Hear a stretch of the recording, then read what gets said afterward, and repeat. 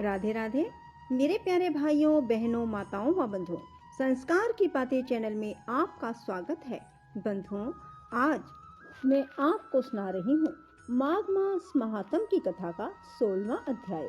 बंधुओं, यदि आपने YouTube चैनल संस्कार की बातें अब तक सब्सक्राइब नहीं किया तो जरूर करें और बेल आइकन दबाना ना भूलें, ताकि आपको हमारी आने वाली सभी वीडियोस की जानकारी सबसे पहले हो सके।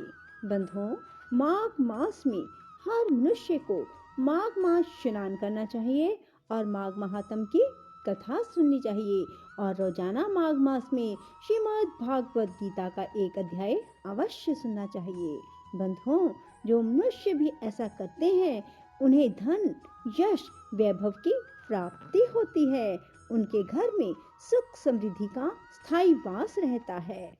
बोलो जुगल जोड़ी सरकार की जय, विष्णु भगवान की जय, लक्ष्मी माता की जय, शिव शंकर भोलेनाथ की जय, माँ पार्वती की जय, गुरु महाराज की जय।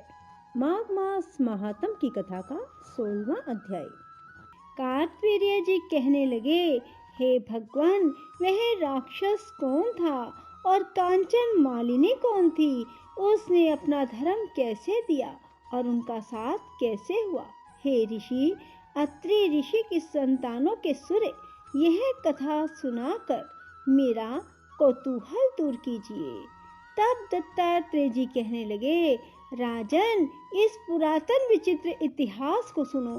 कांचन मालिनी नाम की एक सुंदर अप्सरा थी जो माघ मास में प्रयाग में स्नान करके कैलाश पर जा रही थी।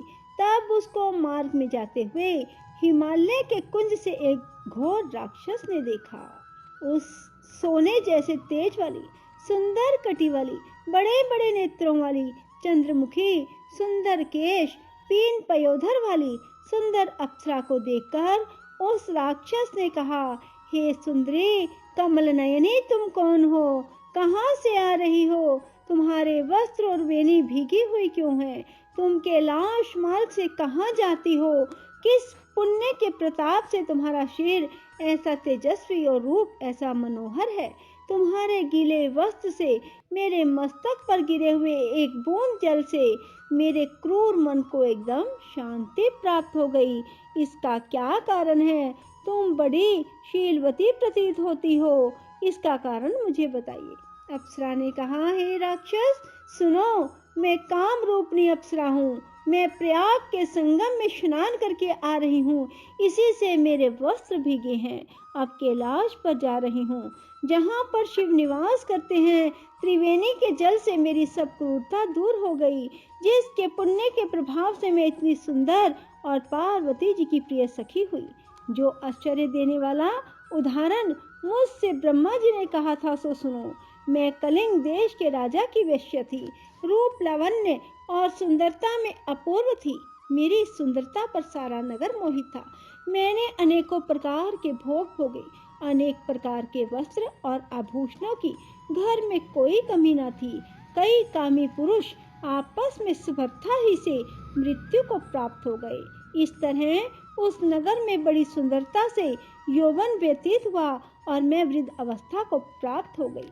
तब मेरे मन में विचार उत्पन्न हुआ कि मैंने अपनी सारी आयु पापों में ही व्यतीत कर दी। अब धर्म का कोई कार्य, दान, तप, यज्ञ नहीं किया, शिव या दुर्गा जी की आराधना नहीं की, ना कभी भगवान विष्णु का पूजन किया। इस प्रकार अशांत चित्त से मैंने एक ब्राह्मण की शरण ली, जो वेदों का ज्ञाता और ब्रह्मनिष्ठ था। मैंने उनसे पूछा कि मेरा निस्तार किस प्रकार हो सकता है। महाराज, साधु सज्जन, अच्छे और बुरे सभी पर दया करते हैं, इसलिए मुझ दीन पर आप कृपा करके मुझ कीचड़ में डूबी हुई को पकड़कर उबारिए। और क्षीर सागर क्या हंस को ही दूध देता है, बतख को नहीं देता? तब वह ब्राह्मण राजा का पुरोहित इन सब बातों को सुनकर मुझ पर दया करके कहने लगा, तो ब्रह्मा के क्षेत्र प्रयाग में जाकर माघ मास में त्रिवेणी संगम में स्नान कर, परंतु मन में अशुभ क्रिया का विचार नहीं करना। पापों के नाश के लिए महर्षियों ने तीर्थ स्थान से अधिक और कोई प्रायश्चित नहीं बतलाया। प्रयाग में स्नान करने से तो अवश्य पवित्र होकर स्वर्ग को जाएगी। हे भामिनी, पुराने समय में गौतम ऋषि की स्त्री को देखकर इंद्र ने काम के वशीभूत होकर कपट वेश में उसे भोग किया था। इसलिए ऋषि द्वारा श्राप दिया गया उसका शरीर अत्यंत लज्जायुक्त हजारों भगों वाला हो गया।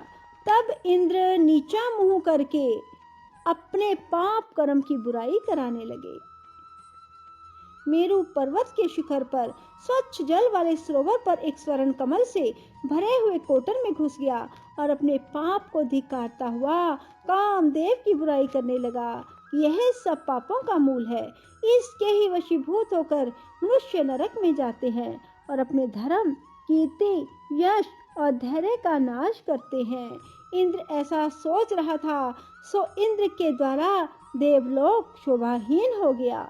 तब देवता, गंधर्व, किन्नर, लोकपाल इंद्राणी के सहित बृहस्पति जी से जाकर पूछने लगे, महाराज, इंद्र के न रहने से स्वर्ग ऐसा शोभाहीन हो गया है जैसे सतपुत्र के बिना श्रेष्ठ कुल।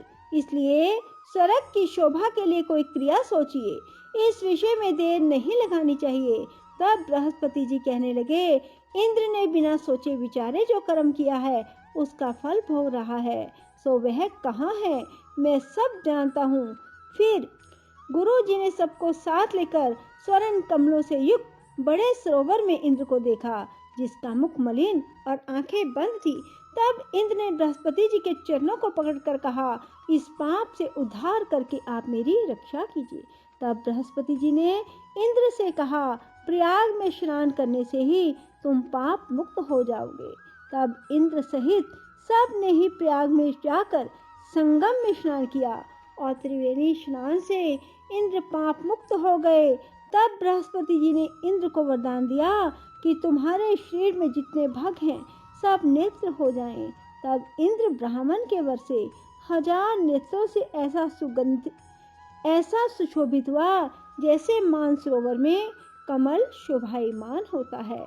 बोलो विष्णु भगवान की जय, लक्ष्मी माता की जय।